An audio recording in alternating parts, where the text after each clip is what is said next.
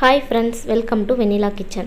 இன்றைக்கி நம்ம கிச்சனில் லஞ்ச் பாக்ஸ் ரெசிபி தாங்க பார்க்க போகிறோம். வெறும் ஆனியன் பயன்படுத்தி ஈஸியாக சுலபமாக 5 மினிட்ஸில் ஆனியன் சாதம் எப்படி ரெடி பண்ணுறதுன்னு வாங்க நம்ம போய் வீடியோக்குள்ளே பார்க்கலாம். நீங்கள் இப்போ தான் ஃபஸ்ட் டைம் நம்ம சேனல் பார்க்குறீங்கன்னா மறக்காமல் சப்ஸ்கிரைப் பண்ணிவிட்டு பக்கத்தில் இருக்கிற பெல் ஐக்கானை கிளிக் பண்ணி ஆல்ன்ற ஆப்ஷன் அழுத்திடுங்க. அப்போ தான் நான் போடுற வீடியோ உங்களுக்கு நோட்டிஃபிகேஷனாக வரும். வாங்க இப்போ வீடியோக்குள்ளே போகலாம்.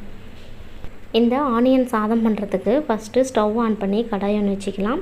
அதில் 2லேருந்து 3 டேபிள் ஸ்பூன் அளவுக்கு ஆயில் சேர்த்துக்கோங்க.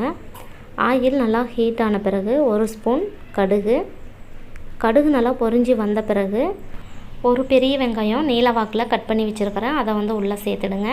சேர்த்துட்டு ஒரு கொத்து கருவேப்பிலை, ஒரே ஒரு பச்சை மிளகாவை 2ஆக கிள்ளி சேர்த்துடலாம். சேர்த்துட்டு இதெல்லாம் நல்லா ஃப்ரை பண்ணிக்கோங்க. ஆனியன் கண்ணாடி பதத்துக்கு வந்தால் போதுங்க, ரொம்ப நேரம் ஃப்ரை பண்ண வேண்டியதில்லை. இப்போது இதுக்கு தேவையான அளவு கொஞ்சமாக உப்பு சேர்த்துக்கோங்க. சேர்த்துட்டு இதை நல்லா ஒரு டைம் நல்லா மிக்ஸ் பண்ணிக்கோங்க. இதிலையே 1 ஸ்பூன் அளவுக்கு இஞ்சி பூண்டோட பேஸ்ட்டு சேர்த்துக்கோங்க.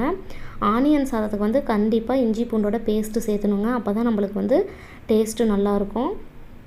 சேர்த்துட்டு இப்போ பாருங்கள், வெங்காயம் ஓரளவுக்கு நல்லா வதங்கிருச்சு. இஞ்சி பூண்டோட பச்சை ஸ்மெல்லாம் போய் நல்லா ஃப்ரை ஆயிடுச்சு. இந்த அளவுக்கு வதங்கின பிறகு இதுக்கு தேவையான மசாலா உள்ளே சேர்த்துடலாம்.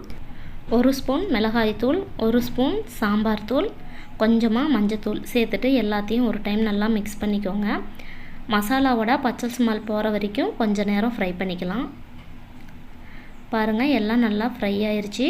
இப்போ நம்ம வடித்து வச்ச சாதத்தை உள்ளே சேர்த்துடலாங்க. இதுலேயே ஒரு கைப்பிடி அளவுக்கு கொத்தமல்லி தலையை கட் பண்ணிவிட்டு உள்ளே சேர்த்துக்கோங்க. சேர்த்துட்டு இது எல்லாத்தையும் நல்லா மிக்ஸ் பண்ணிக்கலாம்.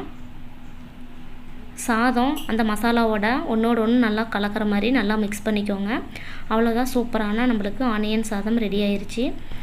லாஸ்ட்டாக உப்பு இருக்கா இல்லையான்னு பார்த்துட்டு கொஞ்சம் போல் உப்பு ஆட் பண்ணிக்கோங்க. அவ்வளோதான், 5 மினிட்ஸில் ஈஸியாக ஆனியன் சாதம் ரெடி ஆகிருச்சிங்க. கண்டிப்பாக நீங்களும் இது மாதிரி செஞ்சு பார்த்துட்டு எப்படி இருந்துச்சுன்னு கமெண்ட் பாக்ஸில் கமெண்ட் பண்ணுங்கள். நான் செஞ்ச இந்த ரெசிபி உங்களுக்கு பிடிச்சிருந்துச்சுன்னா லைக் பண்ணி ஷேர் பண்ணுங்கள். மறக்காமல் வெண்ணிலா கிச்சனுக்கு சப்ஸ்கிரைப் பண்ணுங்கள். தேங்க்யூ.